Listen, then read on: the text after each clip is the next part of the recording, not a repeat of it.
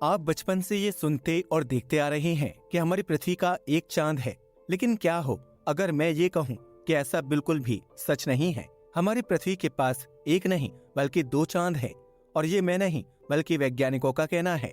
ये चांद हमारी पृथ्वी का चक्कर बहुत सालों से लगा रहा है और आगे भी लगाता रहेगा।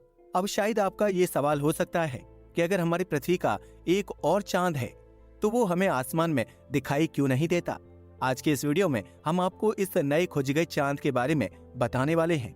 सिर्फ इतना ही नहीं, हम आपको वैज्ञानिकों द्वारा डेवलप किए गए एक ऐसे नए तरीके के बारे में भी बताने वाले हैं जिसके जरिए ब्रह्मांड में हैबिटेबल प्लैनेट को ढूंढना अब और भी ज्यादा आसान हो जाएगा। यह वीडियो बहुत ही ज्यादा इंटरेस्टिंग होने वाला है, इसलिए इसे अंत तक जरूर देखिएगा। Fake moon.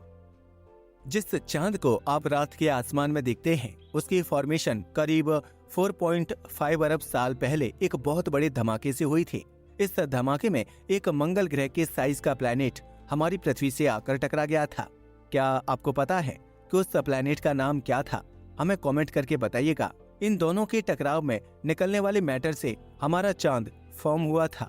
यह चांद तो हमारे साथ अरबों सालों से है, लेकिन आपको जानकर हैरानी होगी कि वैज्ञानिकों ने एक और ऐसे ऑब्जेक्ट को ढूंढा है जो हमारी पृथ्वी का चक्कर लगा रहा है। 2023 FW13 नाम का यह उल्कापिंड हमारी पृथ्वी का चक्कर 100 BC से लगा रहा है और वैज्ञानिक इसे क्वाजी मून कैटेगरी के ऑब्जेक्ट में रखते हैं। क्वाजी शब्द का इस्तेमाल ऐसे ऑब्जेक्ट को डिफाइन करने के लिए किया जाता है जो या तो स्टेबल ना हो या फिर परफेक्ट ना हो। पृथ्वी का यह क्वाजी मून चांद की कैटेगरी में तो आता है, लेकिन इससे पूरी तरीके से चांद कहना सही नहीं होगा। ऐसा इसलिए है क्योंकि यह चांद मुख्य रूप से हमारी पृथ्वी का नहीं बल्कि सूर्य का चक्कर लगाता है। वैज्ञानिक ऐसा बताते हैं कि यह उल्कापिंड भी बाकी उल्कापिंडों की तरह काइपर बेल्ट या फिर ओल्ट क्लाउड से इनर सोलर सिस्टम में आया होगा। इसका मुख्य ऑर्बिट सूर्य के अराउंड है, लेकिन पृथ्वी के ग्रेविटेशनल पुल की वजह से यह पृथ्वी के साथ भी लॉक हो गया है, जिससे अब ये इसका भी चक्कर लगा रहा है। वैज्ञानिक ऐसा बताते हैं कि इसका साइज 10 से 15 मीटर है, जो किसी भी टेलीस्कोप से देखने के लिए एक बहुत छोटा साइज है। भले ही हम इस क्वाजी मून को पृथ्वी से ना देख पाएं, लेकिन ऐसे किसी ऑब्जेक्ट का पृथ्वी के आसपास मौजूद होना वैज्ञानिकों के लिए काफी ज्यादा लाभदायक होता है। इन ऑब्जेक्ट्स के जरिए वैज्ञानिक न सिर्फ सोलर सिस्टम की हिस्ट्री के बारे में स्टडी कर पाते हैं, बल्कि फ्यूचर में होने वाली स्पेस एक्सप्लोरेशन मिशंस में होने वाली दिक्कतों को भी समझ पाते हैं। भविष्य में हमें इस एस्टेरॉयड पर मिशन होते हुए भी दिखाई दे सकते हैं। वैसे तो इस चांद से हमारी पृथ्वी को कोई भी खतरा नहीं है, लेकिन इतना छोटा होने की वजह से ही यह अपने ऑर्बिट को बहुत तेजी से चेंज कर सकता है। ऐसा होने से ये हमारी पृथ्वी में भी आकर क्रैश हो सकता है, जिससे हमें एक मीडियम साइज का धमाका देखने को मिलेगा। ये हमारी पृथ्वी को कितना नुकसान पहुंचाएगा, यह इस बात पर डिपेंड करता है कि यह किस एरिया में आकर क्रैश होगा। आपको जानकर हैरानी होगी कि यह पहला ऐसा ऑब्जेक्ट नहीं है जो हमारी पृथ्वी का चक्कर बिल्कुल हमारे चांद की तरह लगा रहा है। पहले भी वैज्ञानिक ऐसे काफी सारे ऑब्जेक्ट डिस्कवर कर चुके हैं जो पृथ्वी के ऑर्बिट से आकर लॉक हो जाते हैं और इसके क्वाजी मून जैसा बिहेव करने लगते हैं।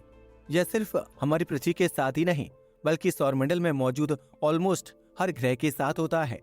2023 में वैज्ञानिकों ने इस न्यूज को ब्रेक किया कि अब हमारे सौरमंडल का मून किंग बृहस्पति नहीं बल्कि शनि ग्रह है। आपको जानकर हैरानी होगी कि शनि ग्रह के 145 चांद हैं जो इसका चक्कर बहुत ही कॉम्प्लेक्स ऑर्बिट में लगाते हैं। इनमें से बहुत सारे चांद आपस में जुड़कर नए चांद की फॉर्मेशन कर लेते हैं और कुछ शनि ग्रह से ही जाकर टकरा जाते हैं। ऐसा भी देखा जाता है कि कुछ चांद अपनी ऑर्बिट को बड़ा करते करते ग्रह के ग्रेविटेशनल पुल से ही बाहर हो जाते हैं और उसका चक्कर लगाना बंद कर देते हैं। कुछ ऐसा ही हमारी पृथ्वी के क्वाजी मून के साथ भी होगा। वैज्ञानिकों द्वारा किए गए कैलकुलेशन से ये पता चलता है कि FW13 हमेशा के लिए हमारी पृथ्वी का चक्कर नहीं लगाता रहेगा, बल्कि साल 3700 के आसपास ये हमारी पृथ्वी के ग्रेविटेशनल पुल से बाहर हो जाएगा।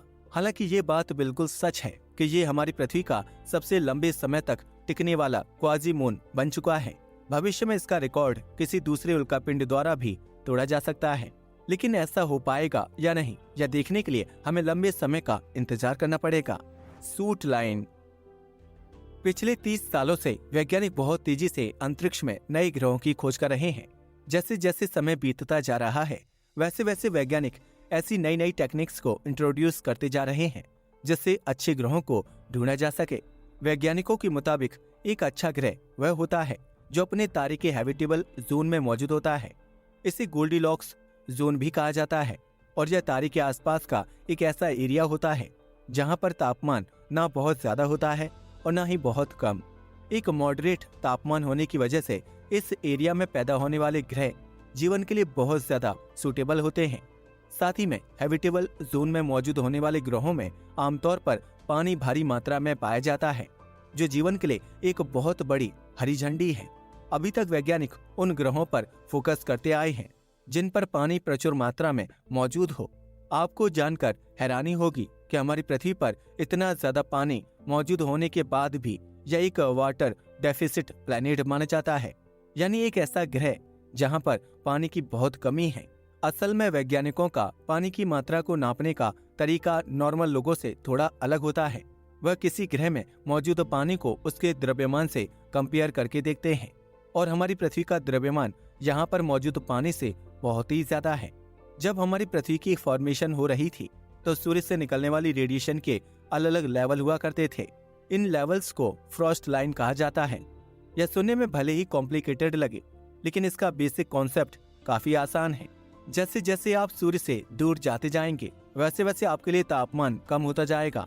बस इसी तापमान के कम होने को वैज्ञानिकों ने अलग अलग लेवल्स में बांट दिया है।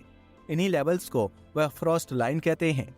हमारी पृथ्वी फ्रॉस्ट लाइन के अंदर आती है। इसकी वजह से यहाँ पर लिक्विड पानी मौजूद है। वहीं सैटर्न, यूरेनस और नेपट्यून जैसे ग्रह फ्रॉस्ट लाइन के बाहर आते हैं, जिसकी वजह से वहाँ पर पानी बर्फ के रूप में पाया जाता है। लेकिन इस नई पब्लिश्ड रिसर्च पेपर में वैज्ञानिकों ने यह बताया है कि हमें सिर्फ पानी पर ही इतना ज्यादा फोकस नहीं रखना चाहिए। उनके मुताबिक लाइफ के डेवलपमेंट के लिए पानी से ज्यादा इम्पोर्टेंट एलिमेंट कार्बन होता है। हम इंसानों के शरीर में भी कार्बन दूसरे नंबर पर सबसे ज्यादा मौजूद होने वाला एलिमेंट है। हमारी पृथ्वी पर जितने भी जीव जंतु मौजूद हैं, उनका बिल्डिंग ब्लॉक कहीं ना कहीं कार्बन ही है। अगर हम ब्रह्मांड में ऐसे ग्रहों को ढूंढ लेंगे जहाँ पर कार्बन मौजूद है, तो हमारे लिए हैबिटेबल प्लैनेट को ढूंढना आसान होगा। अब ऐसा नहीं है कि वैज्ञानिक पानी को पूरी तरीके से नेग्लेक्ट कर रहे हैं। उनके मुताबिक हमें ऐसे ग्रहों पर फोकस करना चाहिए जिन पर पानी तो मौजूद हो, साथ में कार्बन भी भारी मात्रा में हो। जिस तरीके से पानी के टेम्परेचर को डिवाइड करने के लिए वैज्ञानिकों ने फ्रॉस्ट लाइन के कॉन्सेप्ट को इंट्रोड्यूस किया था, वैसे ही कार्बन की मात्रा को डिवाइड करने के लिए वैज्ञानिकों ने सूट लाइन नाम के कॉन्सेप्ट को इंट्रोड्यूस किया है। हमारी पृथ्वी जिस तरीके से वाटर डेफिसिट है, वैसे ही कार्बन डेफिसिट भी है। हमारी पृथ्वी का 0.024% हिस्सा ही कार्बन से बना हुआ है, जो ब्रह्मांड में मौजूद अन्य ग्रहों के मुकाबले बहुत ज्यादा कम है। वैज्ञानिक ऐसा बताते हैं कि जैसे जैसे हम तारे के नजदीक जाते हैं, वैसे वैसे सॉलिड कार्बन की अवेलेबिलिटी कम होने लगती है। ज्यादा तापमान होने की वजह से कार्बन के कॉम्प्लेक्स मॉलिक्यूल फॉर्म नहीं हो पाते हैं, जिससे जीव जंतुओं के फॉर्म होने की प्रोबेबिलिटी कम हो जाती है। जैसे जैसे हम तारे से दूर जाते हैं और ग्रह के ऑर्बिट को बड़ा करते हैं, वैसे वैसे कार्बन की मात्रा भी बढ़ने लगती है। इसका उदाहरण हम अपने ही सोलर सिस्टम में देख सकते हैं। हमारी पृथ्वी पर इतना कार्बन मौजूद नहीं है, लेकिन वहीं अगर हम शनि ग्रह के चांद टाइटन पर देखें तो उस पर हाइड्रोकार्बन की लेक्स एंड रिवर्स तक मौजूद हैं। अब यहाँ पर दिक्कत ये आती है कि अगर हम सूट लाइन के ग्रहों को डिस्कवर करने की कोशिश करेंगे तो हम फ्रॉस्ट लाइन को मिस कर जाएंगे, जिसकी वजह से हमें लिक्विड वाटर नहीं मिलेगा। फॉर एग्जाम्पल, टाइटन पर कार्बन तो बहुत भारी मात्रा में मौजूद है, लेकिन अगर बात करें पानी की तो वहाँ पर हमें एक बूंद लिक्विड पानी भी देखने को नहीं मिलेगा। ऐसा इसलिए है क्योंकि सौरमंडल के बाहरी एरिया में तापमान बहुत कम होता है। टाइटन का एवरेज तापमान -179 डिग्री सेल्सियस है, जो पानी को ठोस बर्फ बनाने के लिए काफी है। वैज्ञानिक उसी रिसर्च पेपर में ये बताते हैं कि हमें इन दोनों ही लाइंस को फॉलो नहीं करना है, बल्कि वह एक ऐसे सॉल्यूशन को निकालना चाहते हैं जिससे वह उन ग्रहों को अलग कैटेगरी में डाल पाए जिन पर पानी और कार्बन दोनों ही भारी मात्रा में मौजूद हो। इसके लिए हमें फ्रॉस्ट लाइन और सूट लाइन के बीच के एरिया को एग्जामिन करना पड़ेगा। हालांकि यह बीच का एरिया कितना बड़ा होगा और इसे किस तरीके से डिफाइन किया जाएगा, यह वैज्ञानिकों ने अभी तक एक्सप्लेन नहीं किया है। भविष्य में इस पर भी रिसर्च पेपर पब्लिश हो सकते हैं, जिससे ये बात भी क्लियर हो जाएगी कि अब हैबिटेबल जोन से हटकर हमें किस एरिया में ग्रहों की खोज पर फोकस करना है। वैज्ञानिक ऐसे बहुत सारे ग्रहों के बारे में जानते हैं जिन पर कार्बन बहुत बड़ी मात्रा में मौजूद है। इसका सबसे फेमस एग्जाम्पल है द डायमंड प्लैनेट यानी 55 कैंकरी ई। जिस तरह से हमारी पृथ्वी पर 0.024% कार्बन मौजूद है, वैसे ही इस ग्रह का करीब 33.3% हिस्सा कार्बन से बना हुआ है। इस ग्रह को डायमंड प्लैनेट इसलिए कहा जाता है क्योंकि हाई प्रेशर में आने के बाद यहाँ पर मौजूद कार्बन डायमंड में कन्वर्ट हो जाता है। वैज्ञानिक अभी भी इस बात को लेकर निश्चित नहीं है कि इस ग्रह पर पानी मौजूद है या नहीं, लेकिन वह एक बात निश्चित होकर बता सकते हैं कि इस ग्रह पर प्रेशर बहुत ही हाई रहता होगा। ऐसे प्रेशर में लाइफ का ओरिजिनेट होना बहुत ही मुश्किल होता है। कुछ ऐसा ही हाल हमारे सौरमंडल में मौजूद शुक्र ग्रह का भी है। वैज्ञानिक ऐसा बताते हैं कि एक समय ऐसा था जब शुक्र ग्रह बिल्कुल हमारी पृथ्वी के जैसा हुआ करता था, लेकिन कुछ जियोलॉजिकल प्रोसेस की वजह से ही इसका वायुमंडल धीरे धीरे मोटा होता गया और इसका एटमॉस्फेरिक प्रेशर बहुत हाई होता चला गया। आज अगर आप इस ग्रह पर लैंड करते हैं तो आपको ऐसा लगेगा जैसे आपके सिर पर किसी ने बहुत भारी सामान रख दिया हो। भविष्य में वैज्ञानिक सूट लाइन के इस कॉन्सेप्ट को ध्यान में रखते हुए ग्रहों की खोज करेंगे। भले ही हमें शुरुआत में कुछ असफलताएं मिलें, लेकिन बार बार प्रोसेस को रिपीट करने से हम नई चीजें सीखते जाएंगे और हमारे लिए परफेक्ट ग्रहों को ढूंढना आसान होता जाएगा। आज के लिए बस इतना ही। वीडियो पसंद आया तो इसे लाइक और शेयर करें। धन्यवाद।